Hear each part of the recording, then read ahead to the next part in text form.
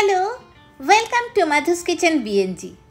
Chinese রেস্টুরেন্টে গেলে সবচেয়ে পপুলার ডিশ যেটা আমরা খাই সেটা হচ্ছে চিলি চিকেন।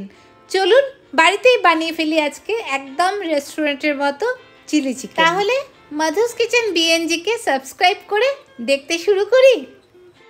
চিলি চিকেন বানানোর জন্য হাফ কেজি চিকেন ব্রেস্ট নিয়েছি, বোনলেস চিকেন ব্রেস্ট।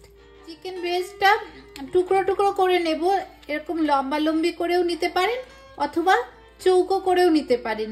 আমি চিলি চিকেন বেশি খেয়েছি চৌকো করে, তাই জন্য আমি চৌকো করে কাটছি, স্কোয়ার টাইপের এরকম।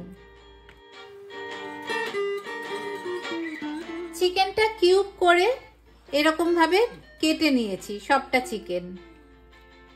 প্রথমে ম্যারিনেশনটা করব, তার জন্য একটা ডিম দিলাম, 1 টেবিল স্পুন আদা রসুন পেস্ট দেব,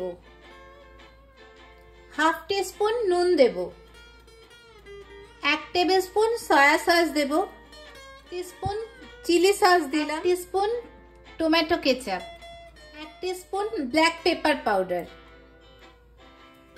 এবার খুব ভালো করে মাখবো, যেহেতু সয়া সস দিচ্ছি তাই নুনটা একটু কমই দেব। এবার পেঁয়াজ ক্যাপসিকাম এগুলোকে কাটবো, ততক্ষণ এটা একটু ম্যারিনেট হোক, ঢাকা থাক। গ্রেভির জন্য একটা পেঁয়াজ লাগবে। চাইনিজ রান্না করতে বেশি সময় লাগে না, কাটিংয়েই সময় লাগে। চাইনিজ রান্নার একটা খুব ইম্পর্টেন্ট ব্যাপার হলো যেরকম ভাবে আপনারা চিকেনটাকে কেটেছেন ঠিক সেইভাবেই বাকি সবজিগুলোও কাটবেন। আমি ডায়াস করে চৌকো করে চিকেনটা কেটেছিলাম, তাই পেঁয়াজ ক্যাপসিকাম এগুলো সব চৌকো করে কাটা হবে। লাগবে একটা ক্যাপসিকাম, ক্যাপসিকামটাও ওরকম চৌকো চৌকো করে কাটবো। ভেতরের দানাগুলো ফেলে দেব। পেঁয়াজ আর চিকেনের মতো চৌকো চৌকো করে কেটে নিলাম। আপনারা যদি চান লাল হলুদ ক্যাপসিকামও দিতে পারেন। 7-8 পিস রসুনের কোয়া নিয়েছি, এগুলোকেও ছোট ছোট করে কেটে নেব। ধনেপাতা নিয়ে ধনেপাতার এই যে পাতাগুলো আপনারা বাঙালি রান্না, মুগলাই রান্না এসব যে কোনো রান্নায় দিয়ে দিন। আর এই যে ডাঁটিগুলো পড়ে থাকবে সেগুলো থাকবে চাইনিজ রান্নার জন্য। এই ডাঁটিগুলোকে খুব ছোট ছোট করে কেটে নিতে হবে। আমি আগেও বলেছি সব সময় চাইনিজ রান্নায় ধনেপাতার ডাঁটি ছোট্ট ছোট্ট করে কেটে দেবেন, এটাতে ভীষণ ভালো খেতে হবে। আর এগুলো এখন ভিজিয়ে রাখবো, রান্নার শেষে এই ডাঁটিগুলো লাগবে, ততক্ষণ এটা জলে ভেজানো থাকে। চিলি চিকেনের ম্যারিনেশন দুটো পার্ট থাকে, তন্দুরি চিকেনের মতো। তন্দুরি চিকেনের ম্যারিনেশনেও আমি যেরকম বলেছিলাম দুটো পার্ট থাকে, এটারও সেরকম। প্রথমে এটা দিয়ে বেশ কিছুক্ষণ ম্যারিনেট থাকে। এবার 1 টেবিল স্পুন কর্নফ্লাওয়ার দেব আর 2 টেবিল স্পুন ময়দা দেব। যদি আপনারা ময়দা দিতে না চান তাহলে পুরোটাই কর্নফ্লাওয়ার দিয়েই বানিয়ে নিতে পারেন। এবার একটু ভালো করে মেখে নেব আরেকবার। চিলি চিকেনটাকে আরো টেস্টি আরো ফ্লাফি করার জন্য আরেকটা ডিম দিয়ে দিই। এবার আবার খুব ভালো করে মেখে নেব। 1 টেবিল স্পুন সাদা তেল এর মধ্যে দিয়ে দিলাম। এবার আবার ভালো করে মেখে নিচ্ছি।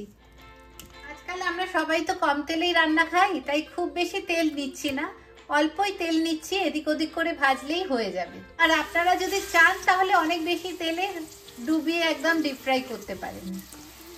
একটু এরকম ভাবে লিকুইডটা নিয়ে ব্যাটারটা নিয়ে ওপরে ওপরে দিয়ে দিচ্ছি, খুব তাড়াতাড়ি হয়ে যাবে। দেখুন কি সুন্দর ফুলে উঠছে, ডিমের জন্য এটা হচ্ছে। লো ফ্লেমে রান্নাটা হবে, তাহলে ভেতরটা কাঁচা থাকবে না, খুব সুন্দর সেদ্ধ হয়ে যাবে। খুব সুন্দর ভাজাগুলো হয়ে গেছে, এবার তেল ঝরিয়ে তুলে ফেলবো। চিকেনগুলো ভেজে নেব।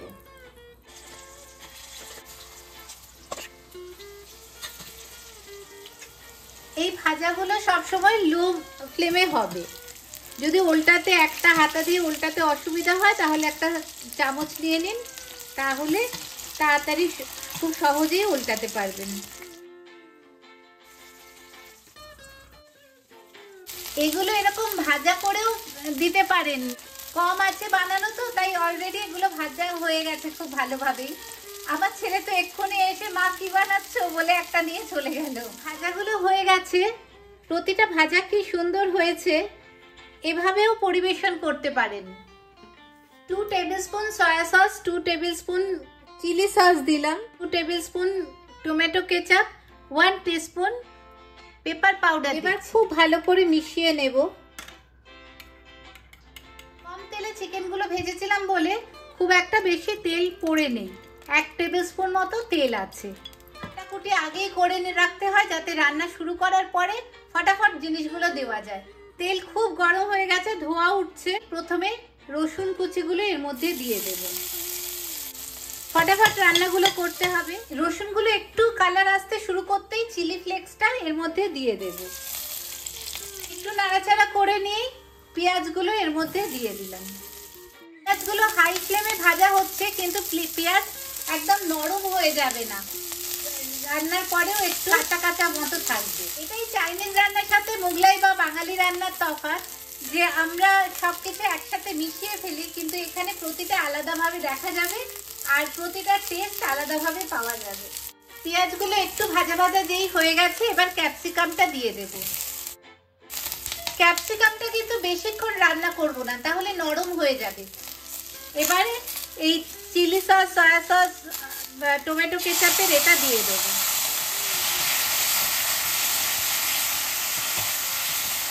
সামান্য 1-2 টেবিলস্পুন মতো জল দিয়ে বাটি ধোয়া জলটাও এর মধ্যে দিয়ে দিলাম। এটা কিন্তু কিছু না, জাস্ট বাটি ধোয়া জল। এবার চিকেনগুলো, ভাজা চিকেনগুলো এর মধ্যে দিয়ে দেব। এবার ভালো করে মিক্স করব। রান্নাটা পুরোটাই হাই ফ্লেমে হচ্ছে।